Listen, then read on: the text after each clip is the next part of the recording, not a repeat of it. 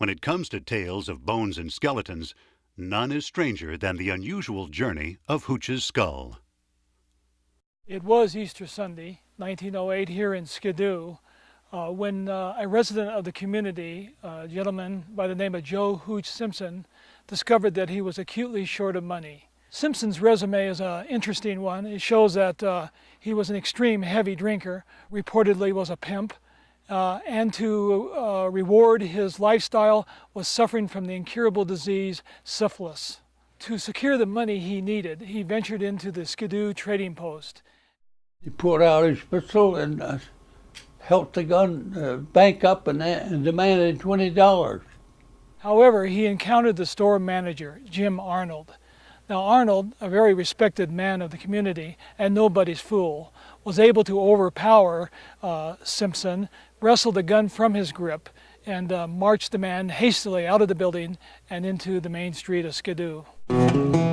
Simpson retired to his quarters behind the Gold Seal Saloon and attempted to sleep off his problem, the failure to secure the money that he needed.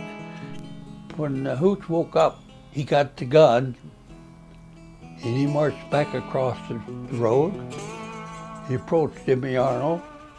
He loudly addressed Jim Arnold with the words, "Jim, what do you have against me?"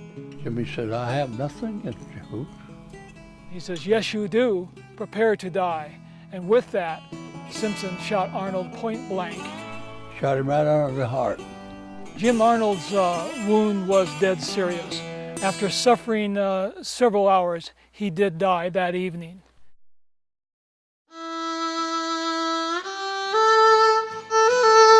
His funeral was held 2 days later. At the services, people heard some flowery words spoken for their departed brethren. The following day, Wednesday, and Wednesday evening to be exact, some 50 masked Skidoovians marched down Main Street here in Skidoo. So they hung Hooch to the only telephone pole in town.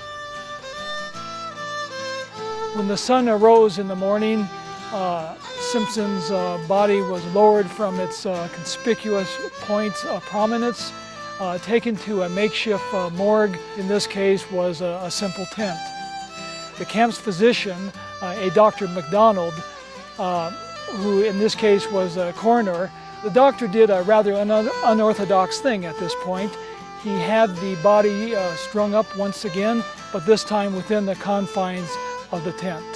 And then he took a photograph of Simpson, a photograph which has become rather famous down through the annals of Death Valley history.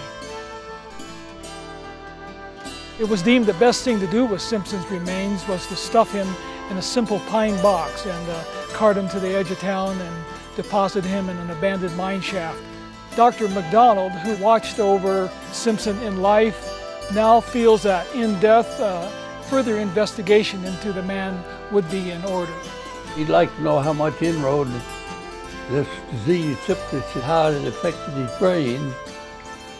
So one night, he lowered himself in this mine shaft and beheaded the corpse.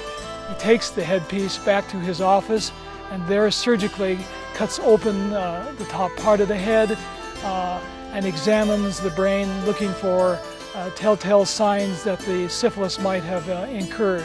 And thereupon the doctor placed the head on a hill of hungry red ants who obligingly ate away the flesh. That process took a couple of days.